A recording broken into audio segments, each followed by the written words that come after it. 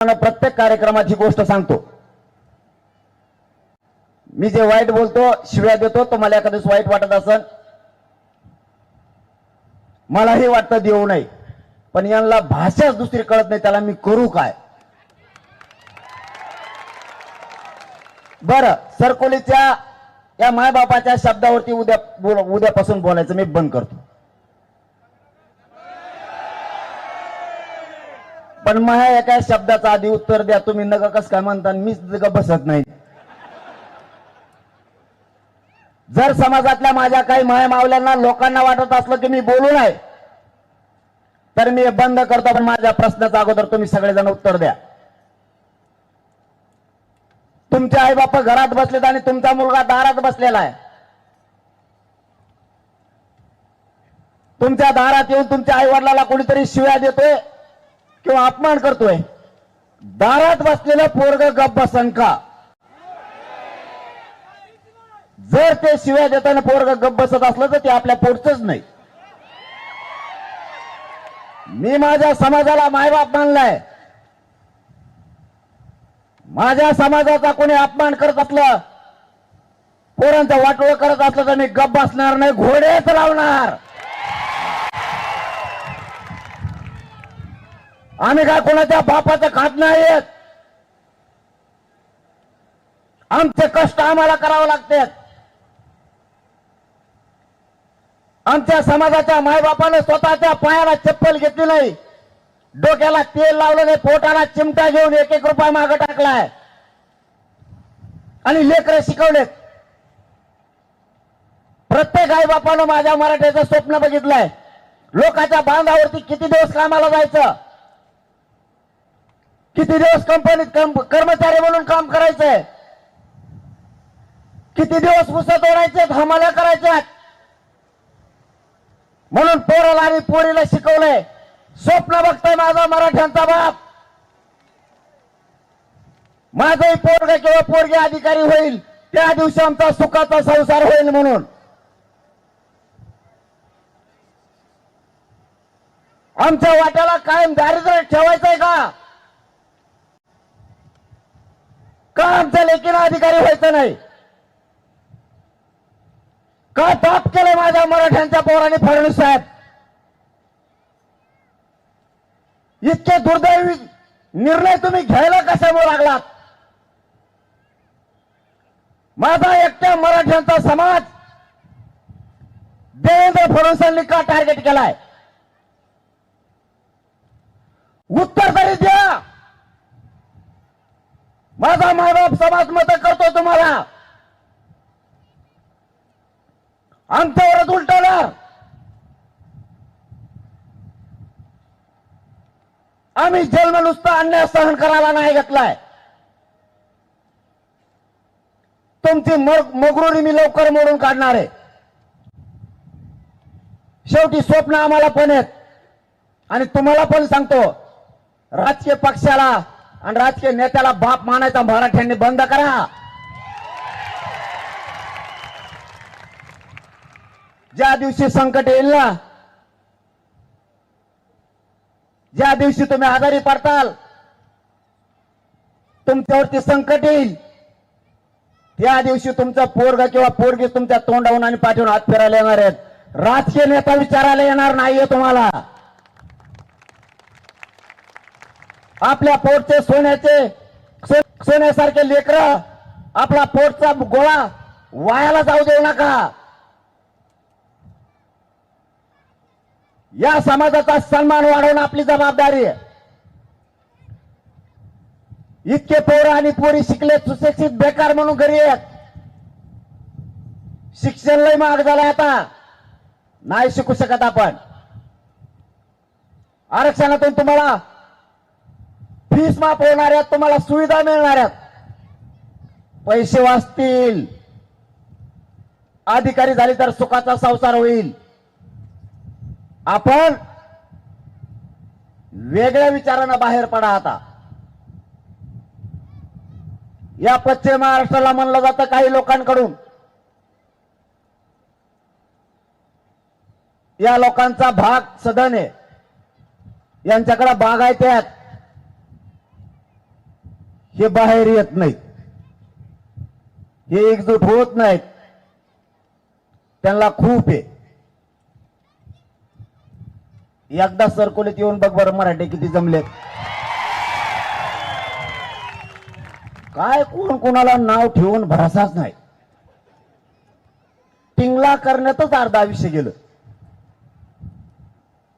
भरोसाच नाही लोकांचा. पश्चिम महाराष्ट्रातला मराठा हुशार झालाय, पहिला पण हुशारच होता, हे त्यांच्या लक्षात नाहीये. कारण मराठ्यांच्या लक्षात आलंय एखाद्या वेळेस बागायती कमी झाली किंवा शेती जर कमी झाली तर पुढच्या 50 वर्षाचा जर विचार केला, आज कोणाकडे जर 2 एकर वावर असेल तर ते 10 गुंठ्यावर येणार आहे. कोणाकडे 10 एकर असेल ते अर्ध्या एकरावरती येणार आहे. हे हाल होणार आहेत म्हणून लवकरच सावध मराठ्यांनी आत्ताच व्हायचंय. तुमच्याच पिकातला उत्पन्न झालेला पैसा वाचणार आहे. पगार वाढला, पोरं नोकऱ्याला लागले, तुम्हीच पैशावाले होणार आहेत. म्हणून आत्तापासूनच आपल्या लेकरा बाळासाठी सगळ्या वस्तू, आपल्याला सगळ्या गोष्टी मिळवून ठेवायच्या. ही संघर्षच त्यासाठी सुरू आहे. मी माझ्या स्वार्थासाठी वैरी नाही झालो, या समाजाच्या लेकरा बाळासाठी सरकारचा वैरी झालोय. षडयंत्रच कवा उठलं की षडयंत्र. फडणवीस साहेबांचं आणि शिंदे साहेबांचं हे आता डबल शेवटचं षडयंत्र होतं. शिंदे साहेब यांच्यात कस काय मिसळली याचाच मेळ लागला नाही. त्यांचा तांगा चांगला एका बाजूने पळत होता, यांच्या तांग्यात मध्ये घातला आणि स्वतःच चाक होरगडून घेणार आहेत ते आता. कारण मराठ्याचा या गर्दीत एकदा जर ते वर काढले की वर काढलेच, पुन्हा उठाव नाही होत. ज्यांना काड्या करायची सवय ते करणारच, पण बावनकुळ्याला मानावं लागत. हो ना यार, त्याला मानावं लागत. त्यांनी देवेंद्र फडणवीस पुरा अडचणीत आणलाय. काय ठरलं का काय त्याचं यावल्यावल्याचं त्याचं. आपण खोटे आरोप करतो का? मी म्हणलो का या आरक्षणात काडी घालायचं काम छगन भुजबळनी केलं, धनेनी केलं. आपण खोटे आरोप करतच नाही. आपल्याला खरं बोलायची सवय. जेव चुकला त्याचा निटोबा काढायला मी आहे, तुम्ही नका टेन्शन घेऊ. त्याची मथुरा पाण्यातच बुडीणार आहे मी. लय वळवळ करतो ना, त्याचं काहीच ना करू तुम्ही. त्यांचं आधीच कसं होतं ना आताच कसं बघितलं असेल ना. आता फक्त एवढंच असं करते ते, बस 2दा-3दा हाली देत हाय का चष्माला तिथून वरून बघत लावला कशाला. ते करतो मी, त्याचं जन सध्या सोडून दे. ते चिल्लर झालं आपल्या पुढं आता.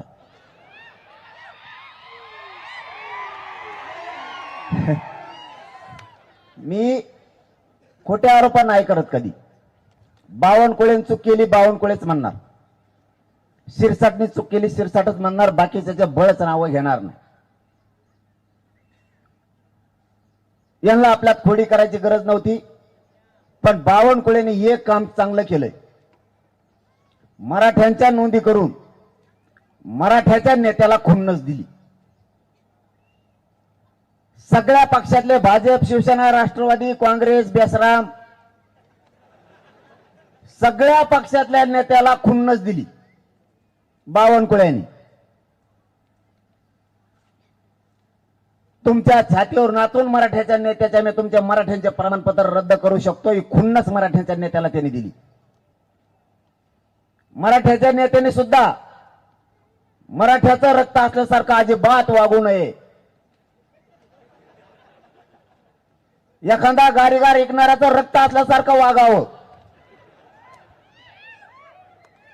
बावनकुळ्याने दाखवून दिलं मी मराठ्यांचं वाटोळं करू शकतो, बरबादी करू शकतो, आणि करून पण दाखवलं.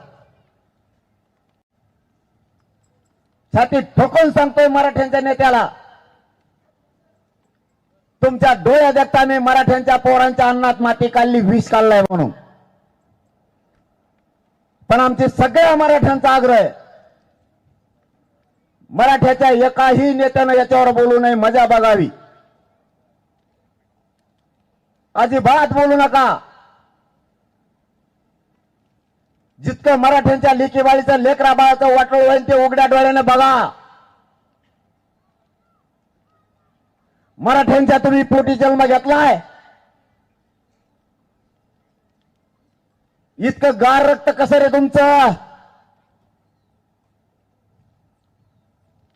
तुमच्या डोळ्यात एक बावनकुळ्या मराठ्यांच्या लेकराचं आयुष्याचं वाटोळ करून जीवन उद्ध्वस्त केलंय. झोपतान म्हणा पाणी फिने हा ना 2-4 बादल्या महापारडा फेसन तुम्ही हा ना डुकल्या.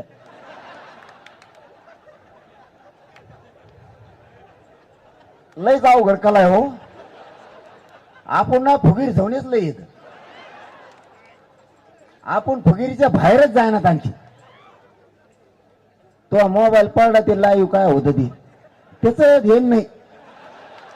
बावनकुळ्याचं इंजेक्शन आता त्या बावनकुळ्याला जाणारच इंजेक्शन दिल्याशिवाय तो बी ठेकायला येत नाही. आता आपण फक्त मोठेपणातून बाहेर आहे. आपली नस लोकांना कळाली. मराठ्यांना काय बोलल्यावरती काय होतं. टाइम आहे तुम्हाला बोलू का?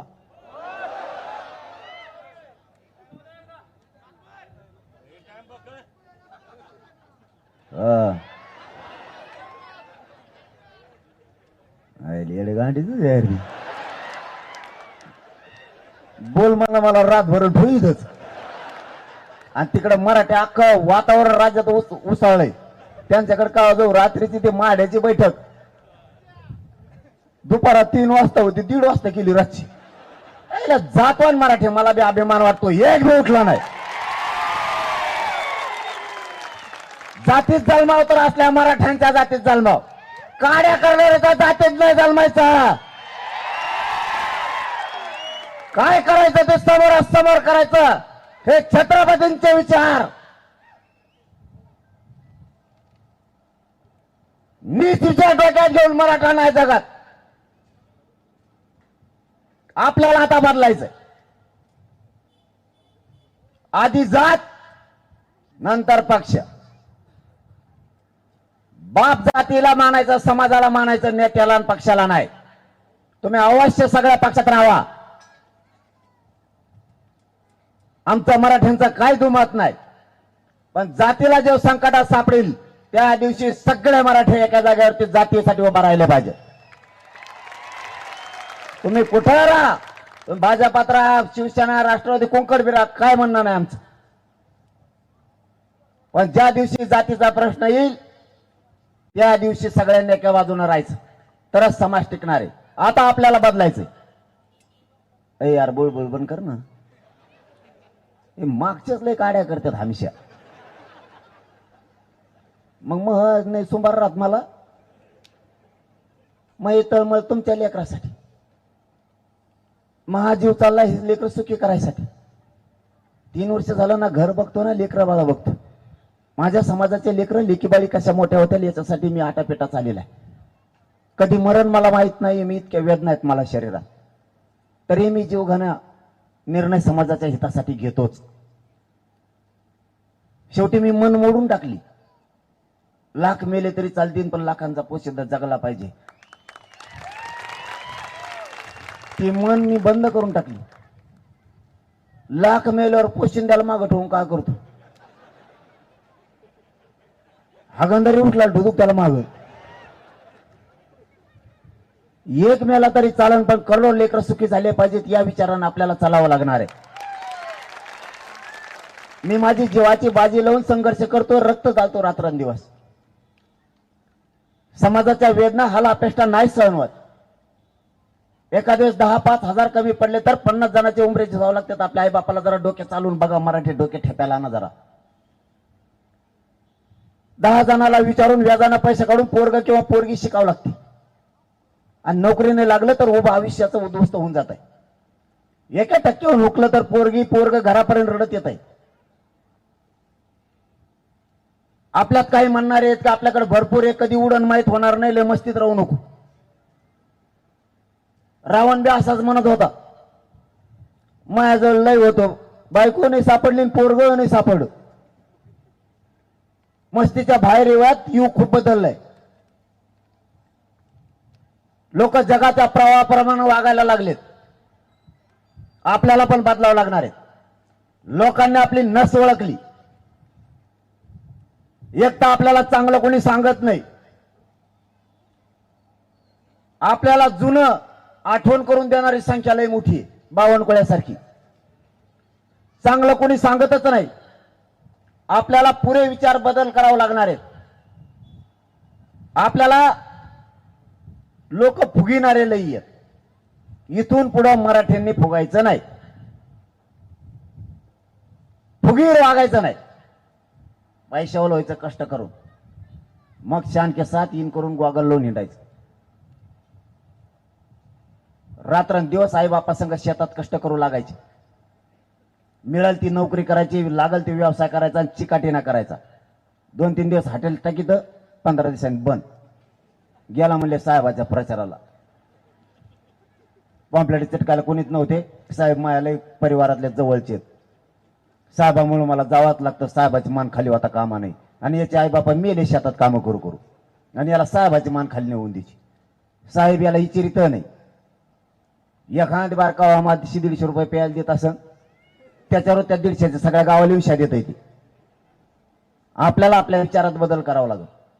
कष्ट करायचा शिका, स्वाभिमानी समाज बना. आपल्याला फुगीत येत. एखादा आपल्याला पाटील म्हणलं, यांनी 150 कप चहा सांगितलाच, फुगीर जाऊन ये. त्याला म्हणा मुतपी ना तिकडे जाऊन, चहा नाही सांगत आणि काहीच नाही सांगत. कवर वायाला घालता रे समाज. ह्या माय मावल्याच्या डोळ्यात पाणी आणायची जबाबदार तुम्ही आहेत. यांनी राब शेतात राबवून तुम्हाला मोठं केलंय, पैसे कमवलेत.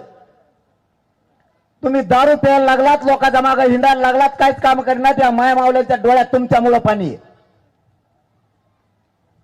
आपल्या आईच्या बापाच्या डोळ्यात जर पाणी येणार असलं तर आपण कोणतं औषध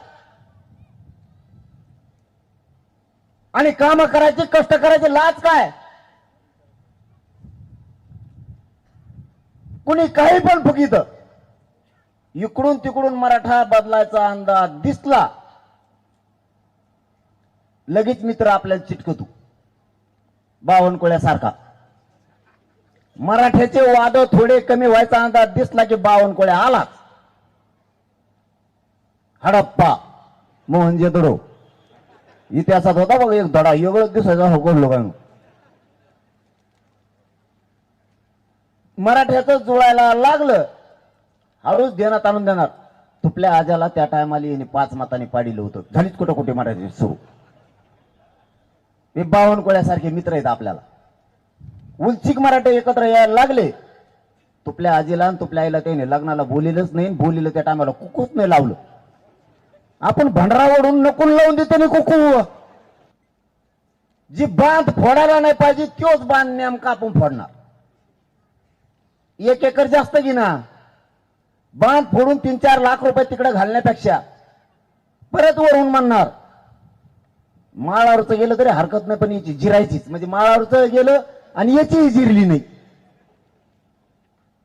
आपण ज्या खोडी आहेत ना त्या पुऱ्या बंद करा.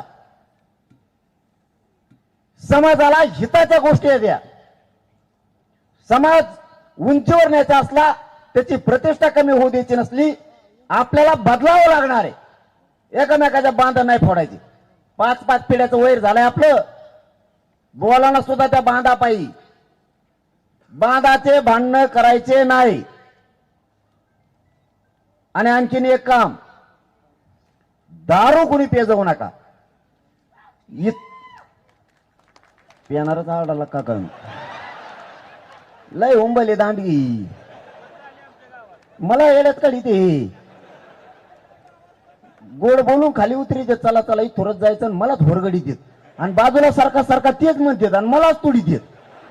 आणि बाजूला सारखा म्हणतात सरकी तो कुणाला. मला चिवरू बेजार केलं. एवढ्या जागात मग ढोपर मोड होते हाणू. हे कोपर हाणतोय, ते कोपर हाणतोय, काही गुडघ्याने हाणतात असे. आणि परत म्हणतात पाटाला लागून द्यायचं नाही, पाटील आपले. आणि खपा खप गुडघे हाणतोय मागून.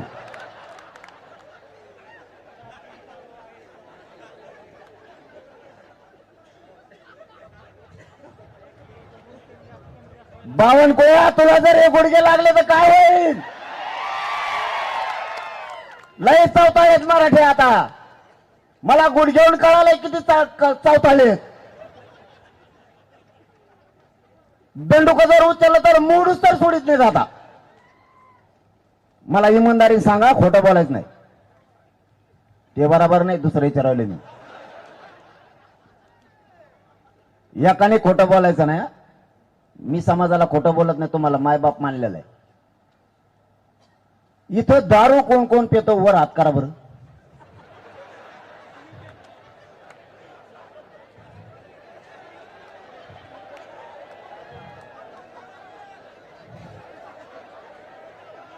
दारू कोण कोण पितो? वर हात करा.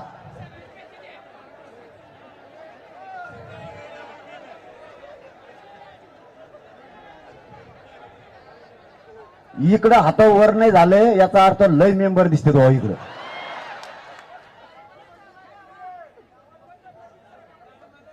आणि मग तू कुठून पिऊन आला? आता बंद करायची. हा, प्यायचे नाही बाबा. आता नाही हाणायची इथून पुढं. बंद. नाही टाकीत पाणी पुन्हा त्याच्यात. बंद आजपासून. मावशा हो, एक काम करा गाड्या तुम्ही. हे जर दारू पेले ना, यांच्या भाकरीच बंद करून टाका. मी तुमचा भाऊ म्हणून तुमच्या मागे भाकरी बंद करा यांच्या सगळ्याच्या. तवाई ठेपेली ते लाजा धरू आपण थोड्या. हे बघा, सोन्यासारखे लेकरं तुमच्या घरी आहेत. ज्यावेळेस बाप घराच्या बाहेर जातो ना, लेकराला माहित नाही संध्याकाळी येताना बाप कसा येणार आहे. पाहुणे रावळे लय नाव ठेवतात, आपल्यावर हसणारे लई आहेत. उगाच व्यसनाच्या आहारी जाऊन समाज आणि तुमचं कुटुंब नका बरबाद करू. माझ्या काय बापाची पेत नाही येत तुम्ही. तुमच्याच पासून लोक तुटतेत. इज्जतीचा पंचनामा करू नका. दारू फिरू ह्या गोष्टी बंद करून टाका सगळ्या. आणि आपल्या महाराष्ट्रातल्या आरक्षणातल्या सगळ्या नोंदी आपल्याला मिळवायच्या. 58 लाख नोंदीचे प्रमाणपत्र घेतल्याशिवाय आता 29 ऑगस्टला माघार घ्यायची नाहीये. आणि त्यांच्या नेमकं ते डोक्यात आलंय की यांनी पक्क आरक्षण द्यायचं ठरवलंय. म्हणून हे मागचं 4 दिवस जे 4 नोंदी रद्द केल्या त्याचं मूळ कारण ते. जर 58 लाख नोंदीचे प्रमाणपत्र मराठ्यांना दिले तर 2.5 कोटीपेक्षा जास्त मराठा समाज आरक्षणात जातो. आणि एकदा जर मराठा समाज सुधारला तर जगाच्या पाठीवर प्रगत जात म्हणून फक्त मराठ्यांची असणार आहे. यांना 58 लाख नोंदीचे प्रमाणपत्र मिळू द्यायचे नाहीत. याच्यासाठी गैरसमज मराठ्यात पसरला. पण खरंच मी पण नशिबाने, मराठा समाजही नशिबाने, नियती आपल्या मराठा समाजाच्या बाजूने होती म्हणून जमलं. यांनी 4 नोंदी रद्द करून मराठा समाजात गैरसमज पसरला की हे प्रमाणपत्र टिकणार नाहीये, त्या नोंदी टिकणार नाहीये. यांनाच माहित होतं की हेच पक्क आरक्षण आहे. 150-200 वर्षापूर्वीच्या नोंदी आहेत त्या रद्द नाही करू शकत. कारण स्वातंत्र्यपूर्व काळात जे कोणाची जात जनगणना नोंदली होती त्यावेळेस हेतू नव्हता. या हेतूमुळं ही जात लावत आहोत असा स्वातंत्र्यपूर्व काळात हेतू नव्हता. जी रियालिटी होती, जी सत्यता होती ती मांडली गेली होती. आता हेतू आहे. त्यावेळेस कुणबी नोंद केली गेली. पुढे जाऊन आरक्षण मिळणार आहे कोणालाही माहित नव्हतं. ज्या ज्या जातीची जात लिहिली त्यांनाही त्या काळात माहित नव्हतं की पुढे गेल्याच्या नंतर आरक्षण मिळणार आहे. सारा वसुली करण्याच्या कारणानं ज्या त्या वेळेस शेती कसणाराकडे त्या कुणबीलेलं जायचं, म्हणजे सारा वसूल करायला त्यांना सोपं जायचं. म्हणून यांच्या डोक्यात आलं 58 लाख नोंदी म्हणजे मराठ्यांचं पक्क आरक्षण आहे. आणि मी मात्र ते पक्क देण्यासाठी लढतोय. मग यांच्यात चलबेचल सुरू झाली. शेवटचा डाव काय टाकायचा तर मराठ्यात गैरसमज पसरायचा. कारण लाखो पोरांनी पोरीने ऍडमिशन कुणबीतून घेतलंय. त्यांच्यात गैरसमज झाला पाहिजे की जर आता ऍडमिशन गेलं, नोकरी गेली, आता करायचं काय. पुरा समाज टेन्शन मध्ये आणायचं ठरवलं होतं, परंतु नियती मराठ्यांच्या बाजूने होती. मला कळालं बावनकुळेंनी पत्र काढले नोंदी रद्द करा म्हणून. मंत्री संविधानाच्या पदावर बसल्याचं असल्याच्या नंतर कायद्याच्या चौकटीत मंत्र्यांनी काम करायचं असतं. कशाच्या बद्दलची इन्व्हेस्टमेंट आपण करून देतो याच्याकडे बारकाईने लक्ष ठेवावं लागतं. आपण कायद्याच्या चौकटीत बसलोत, आपण कायद्याच्या पदावर बसलोत म्हणून कसलाही निर्णय घ्यायचा नसतो. मूर्खातला मूर्ख मंत्री सुद्धा मराठ्यांचे प्रमाणपत्र रद्द करा म्हणून लिहून देऊ शकत नाही, पत्र नाही काढू शकत. एवढी तरी आम्हाला मराठ्याला बावनकुळे अक्कल आहे. मला कळालं याने पत्र दिलंय, म्हणलं पत्र इकडे घे. आता अधिकाऱ्याची गोची अशी झाली, पत्र द्यावा तर सरकार आहे पलीकडून, नाही देवा तर यो विचित्र प्राणी आहे, यो काय बोलून भरोसा नाही. कारण मी जातीसाठी कोणत्याही टोकाला जाऊ शकतो, मायबापा जातीच्या लेकरा बाळासाठी कोणत्याही टोकाला जाऊ शकतो. पत्र दे म्हणलं, बाकीचं शहाणपणा करू नको. त्या उपजिल्हाधिकाऱ्यांनी बेनं देऊन टाकलं. त्याला वाटलं आता जे होईन ते होईन, तिकडून बावनकुळ्या धवशी तू, इकडून मी ये. हे मराठ्याचे पोटे जर पिसाळे कुठं रेटायला बसलेत, गल्लीत कुत्र नसतं का एखादा पळायला लागतं, मागून पोरं गोटे घेऊन पळत येत, आपोआप हागत होते. तसं त्याला आलं टेन्शन, आता काय होईल माहित नाही. पत्र मायबापा हातात लागलं, त्याच्यावरती त्यांनी स्पष्ट लिहिलंय, या ज्या कुणबी नोंदी आहेत ना, या 5 दिवसाच्या आत अवैध करण्यात याव्यात. का रे बाबा, माझ्या लेकराचं वाटोळं करायला निघाला तू? काय केलं माझ्या गरीबाच्या लेकरांना? सोन्यासारखे लेकर आमचे, हत्तीच्या काळजाच्या पोरं तुम्ही कार्य खचवायला लागलात. तुम्हाला कुणी अधिकार दिला आम्हाला बर्बाद करायचा? इतका जातीवादी बावनकुळे असं कधी वाटलं पण नव्हतं. ते पत्र मी माझ्या समाजासमोर ठेवलं. दुसरी गोष्ट हाती लागली, सरकारी दप्तरात घेतलेली निर्णयाची प्रत जात पडताळणी ऑफिस मधून मिळाली. संभाजीनगरचे, छत्रपती संभाजीनगरचे जे कुणबी प्रमाणपत्र रद्द केले त्याच्या अगोदर निर्णय झालेला आहे, या कुणबी प्रमाणपत्राची व्हॅलिडिटी देण्यात यावी म्हणून. म्हणलं पत्र दाखव. झाली का गुची पुन्हा? तेही पत्र मी माझ्या मराठा समाजाला दिलंय की व्हॅलिड प्रमाणपत्र कुणबीचं देण्यात यावं म्हणून. आणि मग मात्र मराठींचे तळपायाच्या आगमस्तकाला गेले. आणि इतका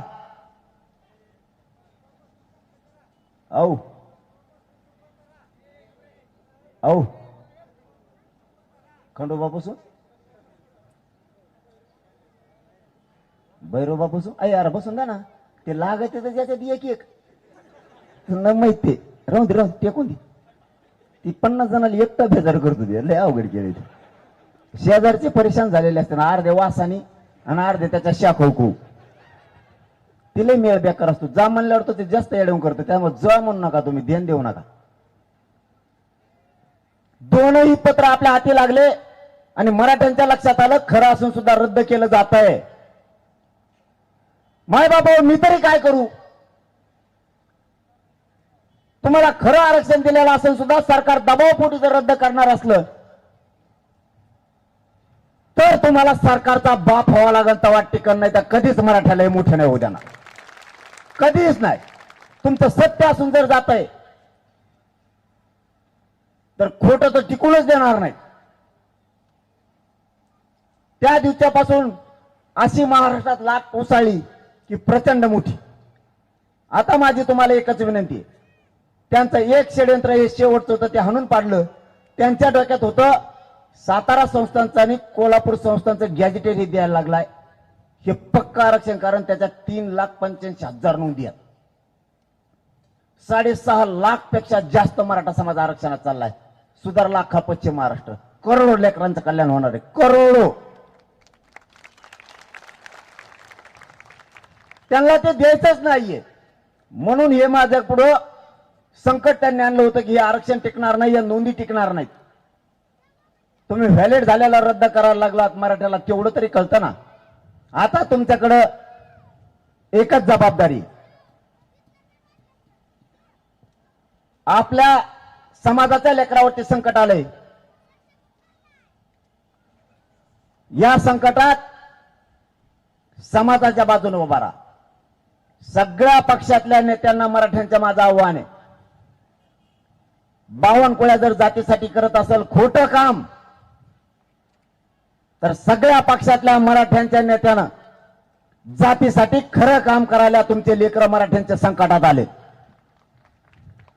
तुम्ही जर मराठ्यांच्या बाजूने उठले नाही तर आम्हाला काही दिवसांना असं म्हणायची वेळ येऊ देऊ नका की तुमचं मराठ्यांचं रक्त आहे का नाही. तुम्हाला खूप जोर जाईल त्याच्यानंतर. सगळ्यात मोठी ताकद मराठ्यांची गरिबाची आहे. तुमचं राजकीय अस्तित्व उद्ध्वस्त करायची ताकद मराठ्याची.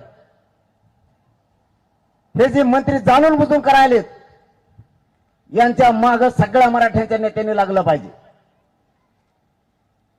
खोटं तुमच्या डोळ्या व्यक्त करायला लागला, तुम्ही गप कसकाच बसलात. आणि जरी हे गप बसले तरी महाराष्ट्रातल्या मराठ्यांना सांगतो, आपल्या लेकराचं आपल्याला वाटोळं होऊ द्यायचं नाही. 29 ऑगस्टला आंदोलन उभा केलंय. आंतरवालीला शेवटचं निर्णायक आंदोलन करायचं, एकही जी.आर ठेवायचा नाही, एकही प्रश्न शिल्लक राहता कामा नाही. 58 लाख नोंदीचे प्रमाणपत्र घ्यायचे, त्याशिवाय सरकारला सुट्टी आंदोलनात द्यायची नाही.